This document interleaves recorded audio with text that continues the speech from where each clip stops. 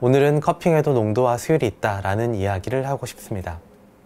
커핑은 커피를 조금 더 객관적인 환경 속에서 맛보기 위한 것인데, 이를 위해서는 기본적인 약속과 규정들이 있습니다.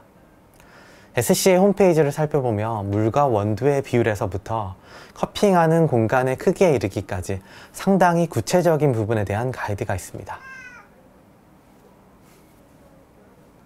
특별히 직접적인 커피 추출에 관여하는 조건, 물과 원두의 비율, 커핑 용기의 규격, 추출수의 수질과 수온, 분쇄도, 로스팅 등이 있죠. 높은 온도의 물을 부어서 긴 시간 추출하지만 긴 시간을 탓하면서 커피 맛이 쓰다고 하지는 않죠. 바로 여기에는 커핑볼의 재질과 두께가 만들어내는 비밀이 숨어 있습니다.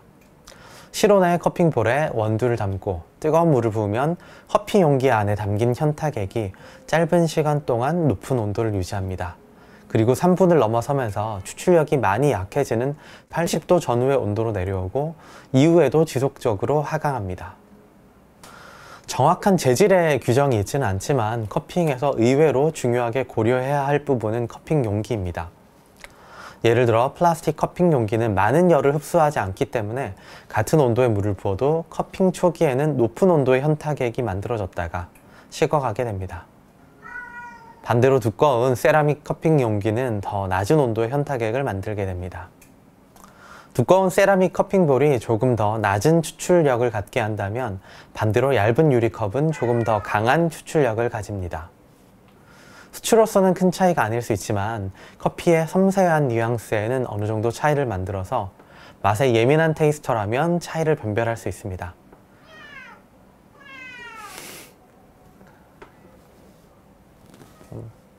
랑이야, 조금만 기다려.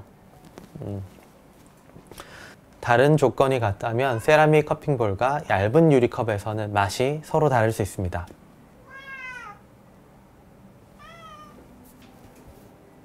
기다려, 랑이 기다려. 혹시 우리가 하고 있는 일반적인 커핑에서 어느 정도의 농도와 수율로 커피가 만들어지는지 혹시 알고 계신가요? 다양한 커핑을 참여하다 보면 적정한 농도와 수율로 커핑을 하기도 하지만 어떤 경우에는 적정하지 않은 상태로 진행하기도 하는 것 같습니다. 농도와 수율이 높으면 높은 대로, 낮으면 낮은 농도와 수율이 높으면 높은 대로, 낮으면 낮은 대로 감안하고 맛을 보면 되지 않냐라고 말할지도 모릅니다. 하지만 사실 미각이라는 것에 미치는 여러 효과와 요소들을 고려해 봤을 때 혼란을 줄이기 위해 애초에 적정한 상태를 만들기 위해 최선을 다하는 것이 맞습니다. 약간의 온도와 농도 차이는 맛 인지를 다양하게 변화시키는 요인입니다.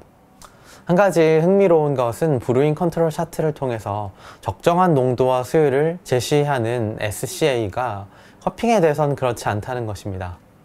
하지만 우리가 농도 수율을 측정하기 위해 주로 사용하는 VST사의 커피 툴즈 어플리케이션을 보면 커핑 모드를 지원하는 것을 볼 수 있습니다.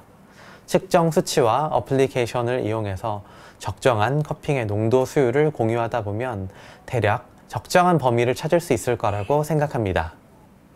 브루잉 커피의 농도 수율과 큰 차이가 없을 거라고 추정하기 쉽습니다만 제 세팅에서는 결과에 상당한 차이가 있었습니다. 측정 시점과 방식에 최소한의 기준이 필요할 것 같은데 제 경우에는 물을 부은 지 20분 후에 필터링한 커피 용액을 측정했습니다. 결과는 TDS 약 1.1에서 1.25, 추출 수율은 21.3에서 24.3 정도의 수치가 나왔습니다. 하리오 정품 필터 VCF01 40W를 이용해서 걸러낸 후에 측정했고요. VST 굴절개형 필터를 사용했을 때에는 TDS가 약 0.03 정도 낮게 측정됐습니다. 커핑은 브루잉 커피 추출보다 상대적으로 높은 1:18 정도의 브루 레이쇼를 사용하게 되는데 이것은 곧 추출에 더 많은 에너지를 공급한다는 뜻이기도 합니다.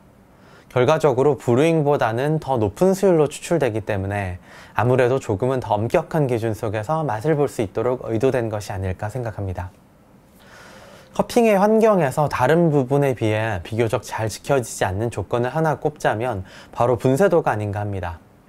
SCA 커핑에서 분쇄도의 기준은 US 20 사이즈의 메쉬를 70에서 75%가 통과해야 한다고 규정하고 있는데요.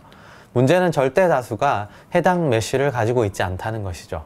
그래서 자의적인 판단으로 분쇄도를 사용할 수밖에 없습니다. 그라인더의 종류에 따라서 US20 사이즈의 메쉬를 70에서 75% 통과한다고 할지라도 가령 특정 크기의 미분이 많다든지 입자 분포에는 차이가 납니다. 지금 당장 그라인더를 구입할 수 있는 것은 아니지만 분쇄도를 적정하게 조절하는 것은 손쉽게 가능합니다. 결국 현실적으로 커핑에서의 농도와 수율을 가장 결정적으로 좌우하는 것은 분쇄도이기 때문에 충분히 깊은 고민 끝에 결정하셔야 합니다. 물론 그 외에도 다양한 요소가 커핑에서 맛에 영향을 줍니다. 여러 명이 커핑하며 커피 양이 빨리 줄어들 때에는 온도 역시 더 빠르게 하강하겠죠. 맛이 있어서 양이 많이 줄어든 커피 온도는 더 빠르게 내려가고 맛에서도 더 다르게 느껴집니다. 사용한 커핑 스푼의 두께나 실내 온도, 커핑 참여자들의 습관, 예를 들어서 뜨거운 물에 린스를 얼마나 자주 하는지 등 이런 요소들 역시 영향을 주는 요소일 겁니다.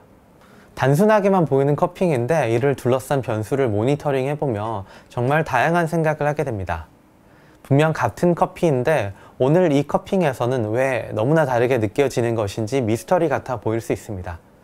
하지만 원인은 어디엔가 있기 마련이죠. 내가 무엇을 모르는지 모르는 것이 문제입니다. 그렇게 내가 몰랐던 것을 하나 알고 나면 조금은 더 커피가 보입니다. 오늘의 커핑 이야기는 여기까지입니다. 여러분 커피 차는 남자 구독, 좋아요, 댓글 꼭 부탁드리겠습니다. 감사합니다.